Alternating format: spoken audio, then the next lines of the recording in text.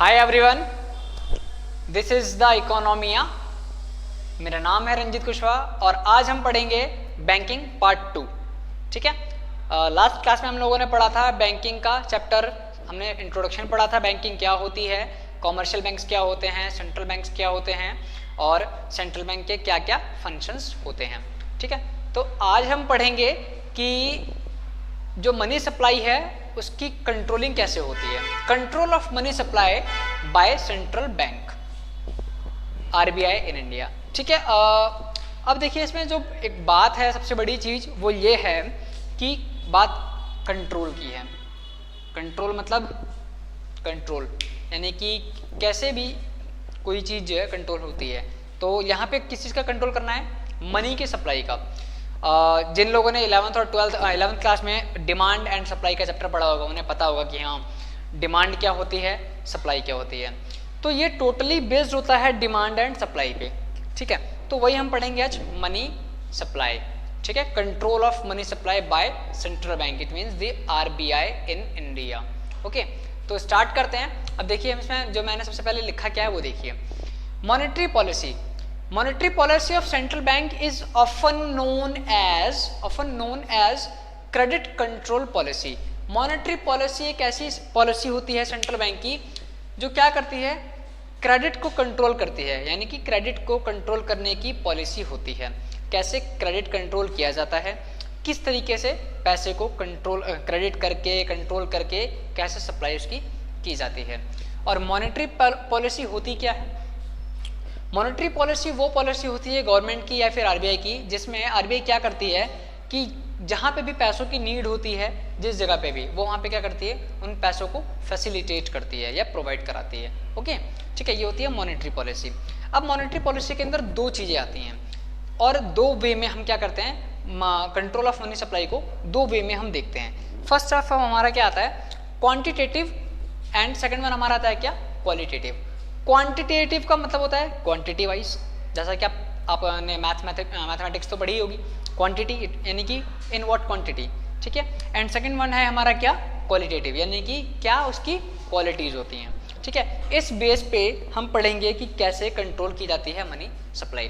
तो पहले हम स्टार्ट करेंगे, हमारा जो ए है वो quantitative instruments of monetary policy.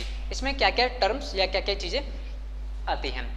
Start करने से पहले एक बात बता दूँ, जिन लोगों ने मेरा ये इससे पहले वाला वीडियो देखा था उसमें मैंने बताया था आप लोगों को कि मैं ये जो वीडियो है 3 पार्ट में बनाऊंगा।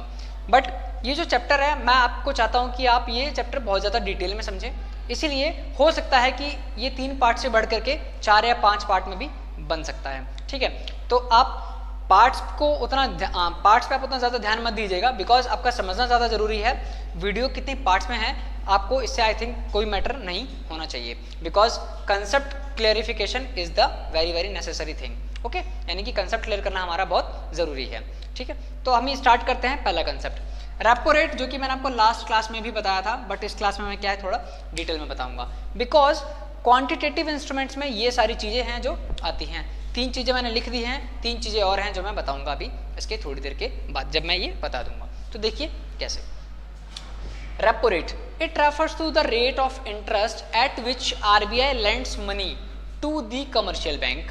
The commercial bank take loan from RBI basically to correct their liquidity status.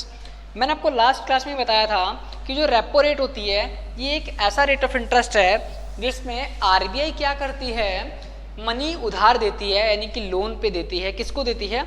Commercial banks को। ठीक है, कॉमर्शियल बैंक्स को देती है लोन पे पैसा, और जो पैसा वो देती है उस पैसे पे वो जो इंटरेस्ट चार्ज करती है उस इंटरेस्ट को हम क्या बोलते हैं, रेपो रेट बोलते हैं, यानी कि उस इंटरेस्ट रेट को हम रेपो रेट बोलते हैं। अब the commercial bank take loan, commercial bank क्या करती है, लोन लेती है आरबीआई से basically to correct there what, liquidity status. जब किसी कॉमर्शियल बैंक के पास कोई लिक्विडिटी स्टेटस लो हो जाता है तब वो क्या करती है, आरबीआई से मनी को क्या करती है, बोरो करती है, ताकि उसकी जो लिक्विडिटी है वो क्या है, बनी रहे। ठीक है, या कभी कभी किसी बैंक में मिस हैपनिंग हो जाती है, ठीक है, या कोई कुछ ऐसी गड़बड़ हो जाती है जिसकी वजह से क्या है, बैंक के पास कुछ अमाउंट में प्रॉब्लम आ जाती है, तो वो बैंक क्या करती है, आरबीआई से लोन लेती है। मैंने आपको एग्जांपल दिया था, याद कीजिए, यस बैंक वाला फंडा, ठीक है। ऐसे ही अभी एक अगर आप लोग न्यूज़ देखते होंगे तो अभी एक स्टेट है, मुझे वो स्टेट अभी याद नहीं आ रहा है, मैंने भी करंट अफेयर में पढ़ा था कि एक स्टेट है, वहाँ पे भी एक बैंक है, तो उस बैंक में क्या है कि अभी कुछ घोटाला वगैरह हुआ है, जिसकी वजह से क्या है वहाँ पे आरबीआई ने भी सीधा सीधा उस बैंक में बोल दिया कि उस बैंक से कोई भी पैसा ना ही तो निकाल सकता है, ना ही वो बैंक अभी कोई बिजनेस कर सकता है, ठीक है। मुझे एक्चुअल में उस बैंक का नाम बिल्कुल भी अभी याद नहीं है, PSB करके ऐसा ही कुछ था वो, ठीक है। तो वो आप इस तरीके के एग्जाम्पल्स ले सकते हैं, जैसे कि हमारा नोटबंदी में एक्सिस बैंक है, एक्सिस बैंक पे भी छापा पड़ा था, तो वहाँ पे भी उन लोगों ने कुछ गड़बड़ किया था, ठीक है। तो जब भी बैंक में मिसहैपनिंग होती है तो वो आरबीआई के पास जाती है और उससे पैसा बोरो करती है। जब वो पैसा बोरो करती है तो जिस रेट पे आरबीआई उनको पैसा देता है, that rate is called repo rate. I think you are getting my points, okay. तो नेक्स्ट पॉइंट है हमारा बैंक रेट। देखिए बैंक रेट वही नॉर्मल रेट होता है जिस रेट पे हमें ब्याज वगैरह मिलता है। नॉर्मल आपको देखो बता देता हूँ, it also refers to the rate of interest at which RBI lends money to the commercial banks. However, the nature of loan is different, लेकिन वहाँ पे nature of loan क्या है, डिफरेंट होता है, because of the some conceptual difference between bank rate and repo rate, क्योंकि bank rate में और रेपो रेट में थोड़ा सा डिफरेंस होता है। फॉर एग्जाम्पल के तौर पे हम बैंक में जब पैसा रखते हैं तो हमें 1 ईयर में या पर एनम में हमें बैंक कितना % का पैसा ब्याज देती है, मैक्स टू मैक्स 3 to 4%, ठीक है। ऐसे ही जैसे जैसे पर्पज होते हैं वैसे वैसे जो रेट हैं वो चेंज होते रहते हैं, तो इसको हम क्या बोलते हैं, बैंक रेट बोलते हैं, ठीक है। जो कि आरबीआई के थ्रू क्या किया जाता है, गाइड किया जाता है, और कमर्शियल बैंक के थ्रू उसको क्या किया जाता है, फॉलो अप किया जाता है, यानी कि इम्प्लीमेंट किया जाता है। तो ये कौन सा रेट होता है, बैंक रेट होता है। ये थोड़ा सा कंसेप्चुअल डिफरेंस है इसके अंदर बैंक रेट में और रेपो रेट में। रेपो रेट का मतलब है कि उतना फिक्स अमाउंट वो फिक्स है कि गवर्नमेंट ने डिसाइड कर रखा है या आरबीआई ने डिसाइड कर रखा है कि वो उनको लेना ही लेना है कमर्शियल बैंक से, ओके।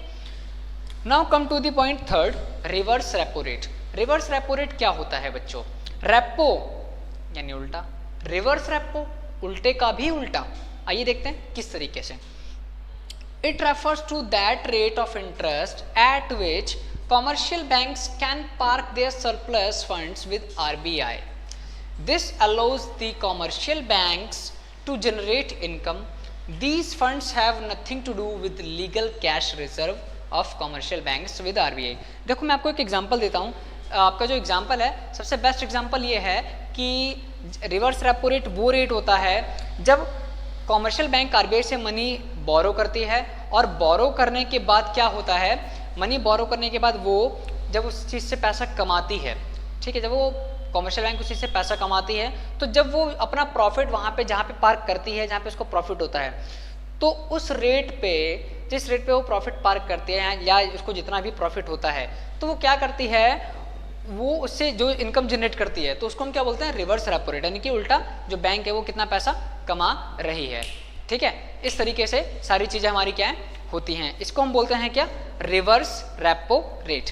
जैसे कि आपको मैं एक बार और समझा दूं, देखिए, it refers to the rate of interest at which commercial banks can park their surplus, यानी कि कमर्शियल बैंक क्या करती है, अपना सरप्लस यहाँ पे पार्क करती है।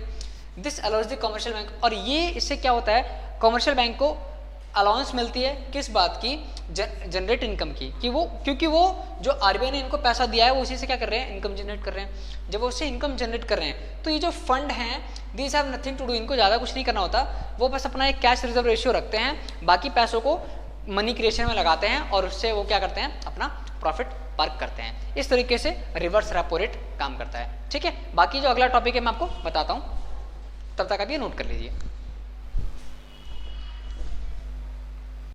तो देखो बच्चों, हमारा जो अगला टॉपिक है वो क्या है, CRR, fourth, cash reserve ratio. Cash reserve ratio क्या होता है, ये मैंने आपको लास्ट क्लास में भी बताया था, अगेन मैं बताता हूँ। देखो पहले मैं आपको प्रैक्टिकली समझा देता हूँ। कैश रिजर्व रेशियो वो रेशियो होता है जो आरबीआई हमेशा कमर्शियल बैंक्स को बोल के रखती है, गाइडलाइन दे के रखती है कि एक कमर्शियल बैंक को मिनिमम इतना अमाउंट अपने पास रखना पड़ेगा एज अ रिजर्व, उसको हम बोलते हैं cash reserve ratio. For example के तौर पे सपोज कर लो कि मैं एक कमर्शियल बैंक हूँ और मैं किसी कस्टमर को लोन देना चाहता हूँ, मेरे पूरे बैंक में 10,000 करोड़ रुपए हैं, ठीक है, और मुझे आरबीआई ने कहा कि आपको 10% कैश रिजर्व रखना पड़ेगा, तो मैं उस 10,000 करोड़ का सिर्फ 10% ही क्या कर सकता हूँ, अपने पास 10% जो है मुझे मिनिमम वो रखना पड़ेगा, क्या, कैश रिजर्व। बाकी सारा पैसा मैं क्या है, लोन एडवांस कर सकता हूँ, म्यूचुअल फंड में लगा सकता हूँ, शेयर्स खरीद सकता हूँ, मतलब कि बाकी जो बचे हुए रेस्ट ऑफ द अमाउंट होगा उससे मैं कुछ भी यूज़ कर सकता हूँ फॉर द क्रेडिट क्रिएशन, यानी कि मनी जनरेट करने के लिए। लेकिन मिनिमम 10% क्या है, ये आरबीआई की गाइडलाइन है कि हमें मिनिमम 10% क्या करना पड़ेगा, कैश रिजर्व बना के रखना पड़ेगा। ये वही होता है। आइए देखते हैं डेफिनेशंस के थ्रू। तो देखिए, this refers to the ratio between cash reserve of commercial banks with RBI and their demand deposits. This is fixed by central bank and is varied from time to time to regulate the supply of money in the economy. कहने का मतलब है ये एक ratio होता है cash reserve का commercial banks के साथ, जो कि आरबीआई बना के रखती है according to their time deposits. और ये जो है, जो रेशियो है, ये this is fixed by central bank, ये सेंट्रल बैंक के थ्रू फिक्स किया जाता है। That is why time to time ये क्या होता रहता है, वेरी, यानी कि चेंज होता रहता है। कभी 9%, कभी 10%, कभी 11%, कभी 12%, समथिंग लाइक दिस। इस तरीके से वो क्या करते हैं, चेंज करते रहते हैं, ताकि मनी सप्लाई जो है वो रेगुलेट होती रहे हमारी इकोनॉमी में। अब आप बोलोगे कि सर ये चेंज क्यों होता है, फिक्स क्यों नहीं होता? चेंज होने का सबसे बड़ा कारण है इन्फ्लेशन और डिफ्लेशन। कभी महंगाई ज़्यादा हो जाती है, कभी महंगाई कम हो जाती है, कभी डिमांड ज़्यादा हो जाती है, कभी डिमांड कम हो जाती है, कभी सप्लाई ज़्यादा हो जाती है, कभी सप्लाई कम हो जाती है। दैट इज़ वाई इसको मार्केट के बेस पे क्या करना पड़ता है, वेरीड करना पड़ता है, चेंज करना पड़ता है, और टाइम टू टाइम क्या है, ये डायनेमिक फॉर्म में चेंज होता है। डायनेमिक का मतलब change according to the environment and according to the market. Okay, now come to the next point. The fifth point is SLR, statutory liquidity ratio. Statutory liquidity ratio क्या होता है बता देता हूँ। आप लोग तो बोल रहे होगे कि सर 2-3 वीडियो से आप क्या है मजाक ही नहीं करते हो, है ना, आप तो बहुत ज़्यादा सीरियस पढ़ाने लग गए हो, कुछ मजाक तो हो ही नहीं रहा आजकल, बस पढ़ाने में लगे रहते हो। देखो ये जो टॉपिक्स है ना, ये थोड़े बहुत ज़्यादा वो हैं, वो मतलब कि इनका कंसेप्ट करना, क्लियर करना बहुत ज़रूरी है, ठीक है। तो मजाक मस्ती भी चलेगी, आइए फोकस करते हैं। It refers to the ratio between liquid assets of commercial banks and their total deposits which they are legally required to maintain on a daily basis. यानी कि ये जो रेशियो होता है, इसमें कॉमर्शियल बैंक के पास जो लिक्विड एसेट्स होते हैं उनको मेंटेन करने के लिए होता है। लिक्विड एसेट्स क्या होती हैं वो भी बताऊंगा, और इनका जो टोटल डिपॉजिट्स है वो भी बताऊंगा। लिक्विड एसेट्स का मतलब होता है कुछ इस तरीके का, gold, cash, unencumbered approved securities. ऐसी सिक्योरिटीज, ऐसी डॉक्यूमेंट्स या ऐसी चीज़ें जिस पे कोई भी डिस्प्यूट ना चल रहा हो, और वो एक किसी डॉक्यूमेंट के फॉर्म में, गोल्ड के फॉर्म में या कैश के फॉर्म में गवर्नमेंट कॉमर्शियल बैंक्स के पास हो। इसे बोलते हैं क्या, liquid assets of the commercial banks. तो एक बैंक को जैसे जैसे कैश रिजर्व रेशियो मेंटेन करना होता है, वैसे वैसे ही स्टैच्यूटरी लिक्विडिटी रेशियो भी मेंटेन करना होता है। बैंक के अंदर लॉकर की फैसिलिटीज़ होनी चाहिए, बैंक के अंदर ज्वेलरी रखने की फैसिलिटीज़ होनी चाहिए, बैंक के अंदर डॉक्यूमेंट रखने की फैसिलिटीज़ होनी चाहिए, और बैंक के पास कैश के अलावा भी कुछ चीज़ें एसेट्स यानी कि लिक्विड एसेट्स में होना चाहिए। फॉर एग्जांपल गोल्ड हो गया, फॉर एग्जांपल सिल्वर हो गया, फॉर एग्जांपल ज्वेलरी हो गई। फॉर एग्जांपल आपने देखा होगा कि बहुत सारे फिल्मों में रॉबरी करते हैं बैंक से, और उसमें क्या होते हैं, सोने के बिस्किट्स होते हैं, ठीक है। रॉबरी के बेस पे बहुत सारी मूवीज़ बनी हुई हैं, धूम 3 सबसे फेमस मूवी है, ठीक है। तो उस हिसाब से क्या है हमारा, क्या ये SLR होता है, जो कि क्या करना पड़ता है, मेंटेन करना पड़ता है कॉमर्शियल बैंक को और RBI को। And it is also fixed by RBI, varied from time to time. और ये भी क्या है, CRR के जैसे ही वैरी होता है टाइम टू टाइम। ओके बच्चों, ठीक है। अब हमारा नेक्स्ट पॉइंट है open market operation. Open market operation क्या होता है? ओपन मार्केट ऑपरेशन का मतलब है मार्केट के अकॉर्डिंग क्या करना, चलना। देखिए कैसे, it refers to sale and purchase of securities, sale and purchase of securities. Securities मतलब कि वो सिक्योरिटी गार्ड वाला सिक्योरिटी नहीं, सिक्योरिटीज मतलब कि शेयर्स को बेचना और खरीदना। किस टाइप के शेयर्स को बेचना और खरीदना? ये जो है शेयर्स को बेचना और खरीदना ओपन मार्केट के अंदर RBI करती है, ठीक है। वो सेल करती है और बेचती है किन टाइप्स की चीज़ों को, लाइक नेशनल सेविंग सर्टिफिकेट्स। जिन जिन अथॉरिटीज़ को या जिन जिन कह सकते हैं कि कुछ ऑर्गेनाइजेशंस हैं जिनको जिनके पास ये चीज़ें होती हैं NSCs, और आरबीआई क्या करती है, उन सब चीज़ों में पैसा इन्वेस्ट करके रखती है, या कॉमर्शियल बैंक उन सब चीज़ों में पैसा इन्वेस्ट करके रखती है। तो उन सारी चीज़ों को बेचना और खरीदना, इसे बोलते हैं open market operation, because this is overall on the basis of marketing. For example के तौर पे अगर आपको शेयर खरीदना है, शेयर बेचना है, म्यूचुअल फंड में पैसा लगाना है, एसआईपी में पैसा लगाना है, इंडेक्स फंड में पैसा लगाना है, ये सारी वो सारी चीज़ें हैं जो आपके शायद बियॉन्ड द स्कोप हो, लेकिन आप आगे जाके इसके बारे में ज़रूर जानेंगे। ठीक है, अब नॉर्मली आप समझिए कि बस शेयर्स को बेचना और खरीदना। ठीक है, तो ऐसे जब ऑपरेशंस करती है आरबीआई तो उसको हम बोलते हैं open market operations. And the RBI socks liquidity from economy, और आरबीआई क्या करती है, इकोनॉमी से लिक्विडिटी को सोक करती है। एंड बाय बाइंग सेलिंग, किस तरीके से करती है, सिक्योरिटीज को खरीद करके और बेच करके वो लिक्विडिटी को बढ़ाती है। फॉर एग्जांपल के तौर पे जब आरबीआई के पास पैसा कम होता है या आरबीआई के पास कोई इशू चल रहा होता है तो वो अपना सरप्लस पार्क करके क्या करती है, इन सिक्योरिटीज को बेच देती है, और बेच के मनी की जो डिमांड है मार्केट में या मनी की जो सप्लाई है मार्केट में वो डिमांड के अकॉर्डिंग ज़्यादा है, ठीक है, या सप्लाई कम है डिमांड ज़्यादा आ रही है, तो क्या करती है, उसको क्यों सेल करती है, ताकि लिक्विडिटी रिलीज कर सके मार्केट के अंदर, ताकि मार्केट में नोट्स की, पैसों की कमी ना हो। डिमांड रहेगी तो सप्लाई रहेगी, सप्लाई रहेगी तो डिमांड रहेगी। सप्लाई एंड डिमांड ये दोनों एक ऐसे पहलू हैं जो बहुत एक साथ ही वर्क करते हैं। पूरा बिजनेस, पूरा मार्केट डिमांड एंड सप्लाई पे चलता है। ठीक है, ये एक बहुत बड़ा मुद्दा है डिमांड एंड सप्लाई, जिसे आपको समझना पड़ेगा।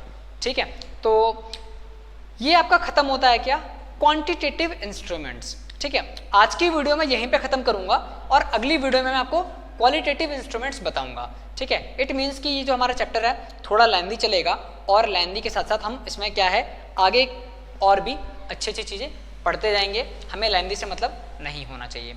And the last thing is that पढ़ो थोड़ा ध्यान से और अच्छे से, बिकॉज ये 12th का सिलेबस है, और ये बिल्कुल उम्मीद ना करें कि 12th का सिलेबस है, कोविड-19 की वजह से शायद हमारा सिलेबस इरेडिकेट हो, ऐसा कुछ नहीं है। अगर इरेडिकेट होता भी है तो ये ऐसे बेसिक पॉइंट्स हैं जो आपको हमेशा पढ़ने पड़ेंगे। ठीक है, तो मिलता हूँ मैं आपसे नेक्स्ट वीडियो में, तब तक के लिए आप इन सब चीज़ों को देखिए, पढ़िए, समझिए और एंजॉय करते रहिए और पढ़ाई भी करते रहिए। ठीक है, तो मिलते हैं नेक्स्ट वीडियो में, तब तक के लिए आप मेरा वीडियो देखिए। मेरा वीडियो पसंद आता है तो इसे लाइक कीजिए, कमेंट कीजिए एंड शेयर भी कीजिए, और शेयर ज़रूर कीजिए, बिकॉज शेयर करोगे तो फायदा है। शेयरिंग इज केयरिंग और केयरिंग इज शेयरिंग। तो जितना बांटोगे ज्ञान उतना ज़्यादा बढ़ेगा, तो ज्ञान बांटने से बढ़ता है, इसको बांटिए। मिलते हैं नेक्स्ट वीडियो में, तब तक के लिए बाय बाय।